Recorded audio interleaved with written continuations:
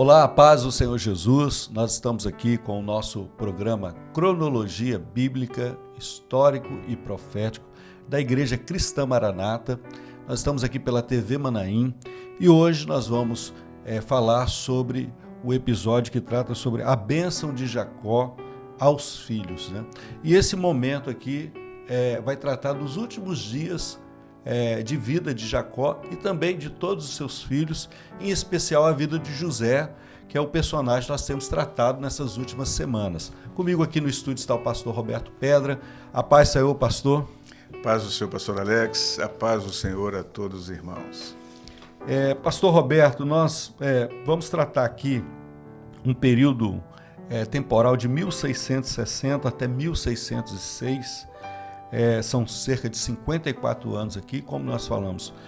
A família de Jacó, aquelas 70 pessoas que vieram com ele, né, contando com ele, vieram para o Egito, 66, né, e contando agora os filhos de José e a esposa ali, são 70 pessoas ali, ligadas a Israel, e nós vamos tratar aqui esses 54 anos que vão mostrar ali essa família estabelecida no Egito, o José continuando a governar sobre o Egito, mas agora dando ênfase agora nesses momentos finais da vida de Jacó, que ele abençoa os filhos, ele traz ali uma bênção para cada um dos filhos, especial também para a vida de José. E nós vamos ler um texto que traz algo muito profundo para nós, até para nós começarmos esse episódio, está em Gênesis 47, dos versos 29 e 30, que diz assim: Chegando-se, pois, o tempo da morte de Israel, chamou a José seu filho e disse-lhe: Se agora tenho achado graça em teus olhos, rogo-te que ponhas a tua mão debaixo da minha coxa e usa comigo de beneficência e verdade. Rogo-te que não me enterres no Egito, mas que eu jaza com os meus pais, por isso me levarás do Egito e me enterrarás na sepultura deles.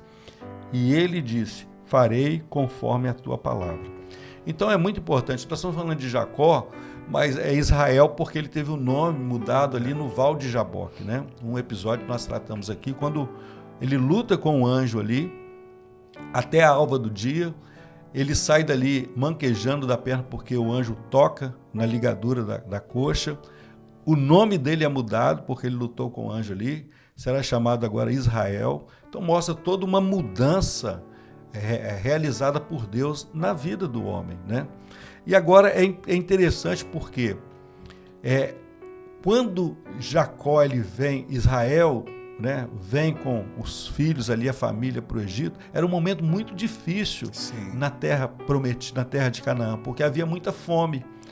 E a Bíblia vai relatar que ele vive muito bem no Egito, né?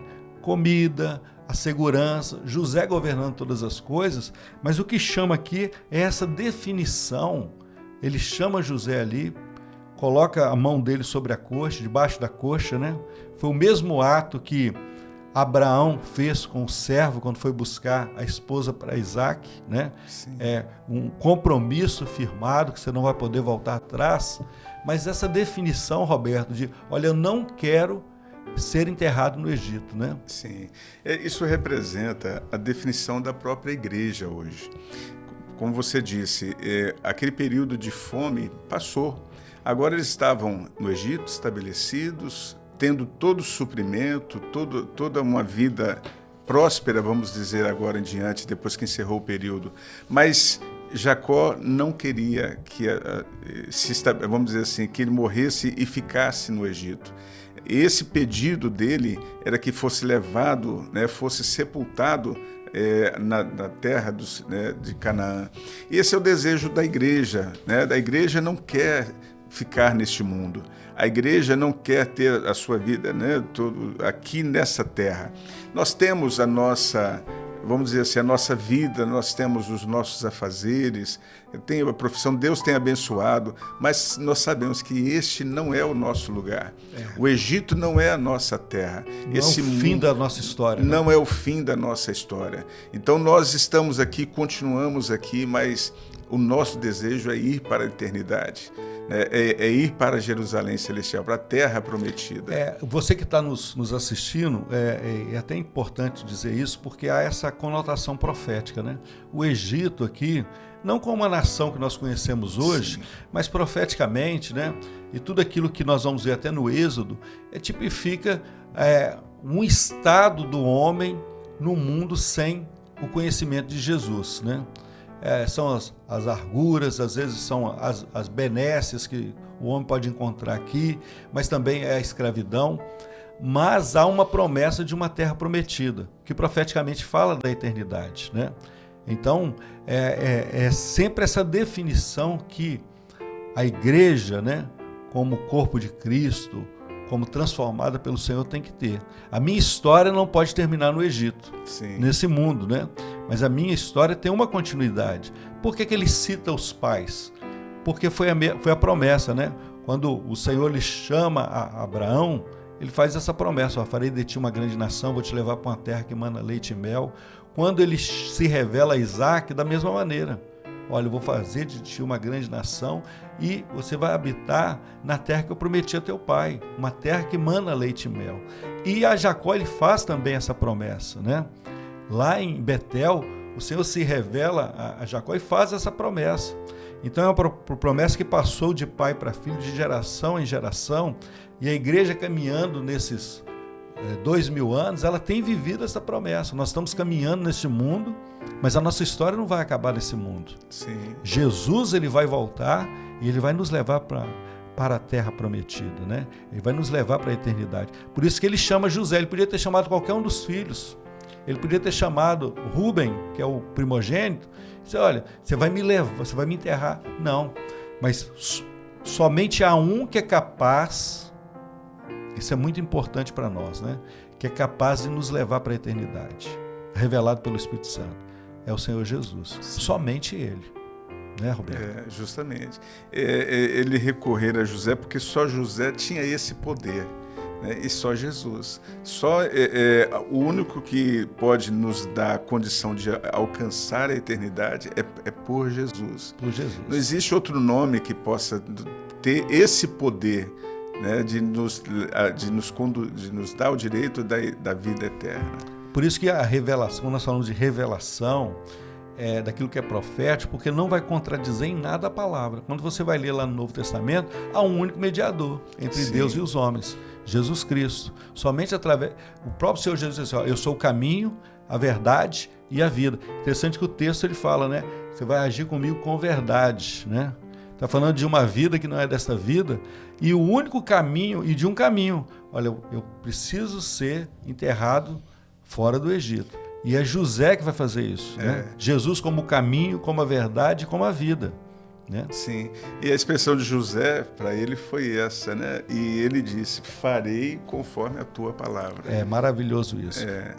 Só para nós termos uma ideia aqui, eu vou pedir para colocar mais um quadro aqui, que resume aquilo que está acontecendo nesse período, pastor Roberto, 1660, ao juramento de José, que nós falamos aqui. Sim. Você tem aqui a bênção aos 12 filhos, em 1660. Em 1660 também Jacó morre, né? Ele chama ali, ele faz esse pedido a José, ele abençoa os filhos, nós vamos falar um pouquinho, daqui a pouquinho, ele morre.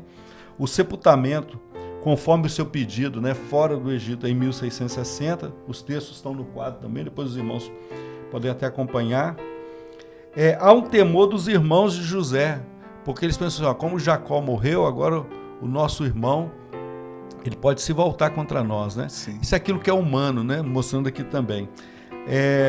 E aí nós temos aqui, Roberto, o nascimento aqui de Refa, linhagem de Efraim, a Josué. Josué é um personagem que nós vamos falar pós-Êxodo, né? Sim. Lá na frente. Mas aqui também há o nascimento aqui em 1625, o nascimento de Anrão, período final, e morte de José, e a morte de todos os irmãos de José. Porque aqui agora nós já vamos vendo o desfecho, porque quando Israel está no Egito, Depois da morte de José, se levanta outro faraó que não o conheceu e o povo começa a ser perseguido.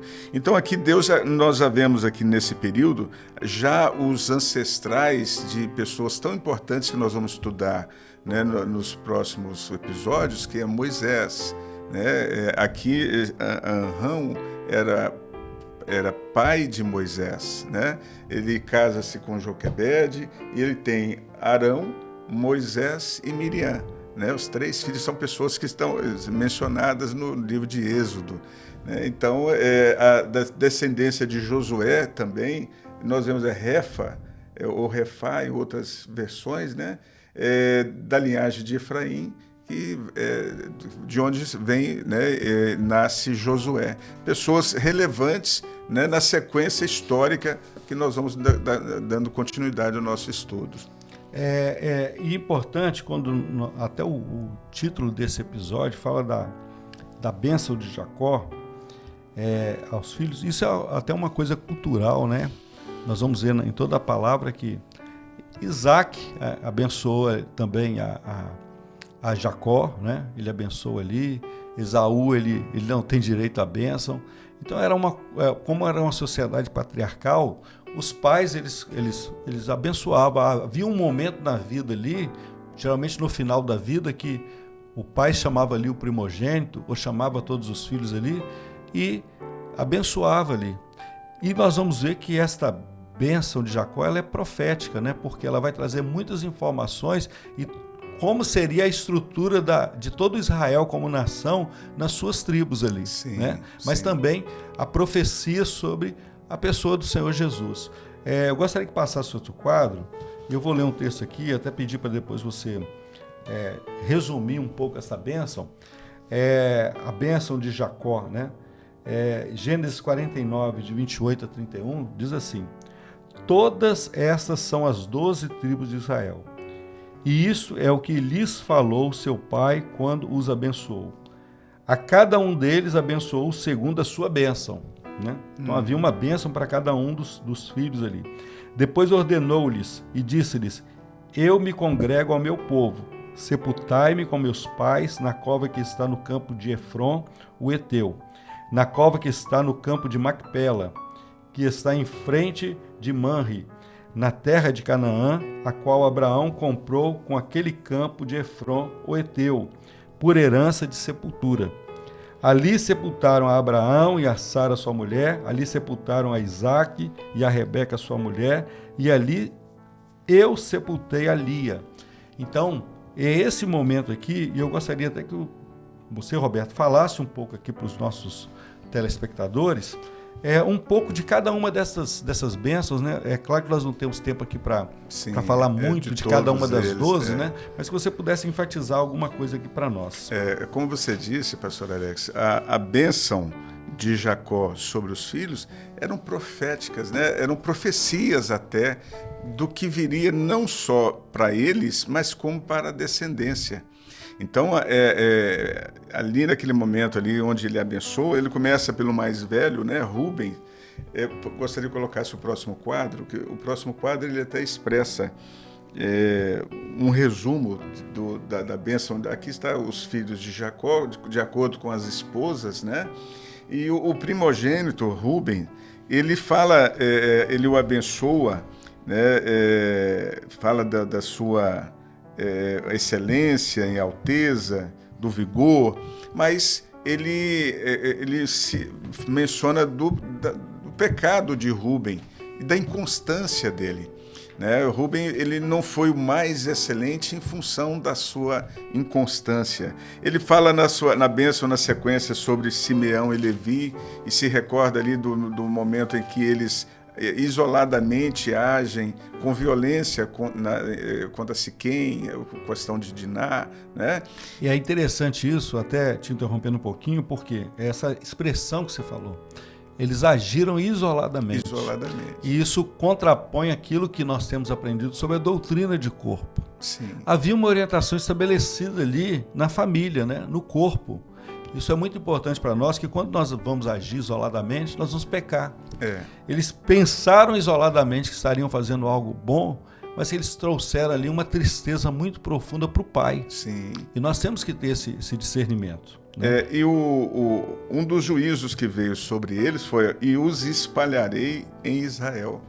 O que age isoladamente, ele se espalha. Né? Não se une. Você perde a comunhão, você perde toda essa bênção, né, de estar unido ao corpo. Né? O agir no ímpeto, no impulso. Na sequência, vem a bênção de Judá. A bênção de Judá assim, vale a pena fazer a leitura detalhada. O nosso tempo é muito curto, né? Mas porque aqui faz menção até de Jesus. Quando diz respeito a Judá, a bênção diz assim, olha, a bênção de Jacó a Judá, diz no versículo 9, Judá é um leãozinho, da presa subiste, filho meu. Encurva-se e deita-se como um leão, e como um leão velho, quem o despertará? Apontando para Jesus, né? Como um leãozinho da presa subiste. Quer dizer, Jesus como homem, aqui, né, é como um leãozinho, mas encurva-se e deita-se, apontando para a sua morte. A morte de Jesus, deitado, e agora como um leão velho, quem o despertará? Agora Jesus ressurreto, eterno. Né? Então, quer dizer, a bênção, aí continua dizendo, olha, o cetro não se arredará de Judá, nem o legislador dentre os seus pés, apontando para Jesus. O cetro, o governo, o reino que viria depois até, né? Porque Davi é da tribo de Judá. Então, a bênção sobre Judá é gloriosa, né? Segue sobre Issacar. Aqui está no quadro, tá um resumo, né? Issacar com os servos sobre o tributo, Dan, o juiz, né, de Israel, Gade, guerreiro resistente, Azer, produtor de delícias, Naftali, livre e expressivo. E agora José, que a gente poderia chamar a atenção aqui dentro da bênção de Jacó a José, porque a José, ele usa a expressão, né, que José é um ramo frutífero junto à fonte, e seus ramos correm sobre o muro. É interessante, e Benjamim vai ser um guerreiro veloz ali, né, que é o filho mais novo. Mas é interessante esta bênção sobre a vida de José, como o ramo frutífero, porque nesse convívio ali nos últimos dias de Jacó, ele teve todas as informações daquilo que aconteceu com José, né? Como ele foi jogado na cova ali, na cisterna pelos seus irmãos, sim, traído pelos irmãos, vendido ao Egito, tudo que ele viveu, né, na casa de Potifar, na prisão, como governador do Egito. E agora, o resumo dessa vida de José é trazido nesses versículos que você trouxe, né? E eu gostaria até que colocasse para nós encerrarmos aqui esse episódio, esses versos, né, que são muito profundos para nós, esses 3 versos, porque a bênção diz assim: José é um ramo frutífero junto à fonte, e seus ramos correm sobre o muro.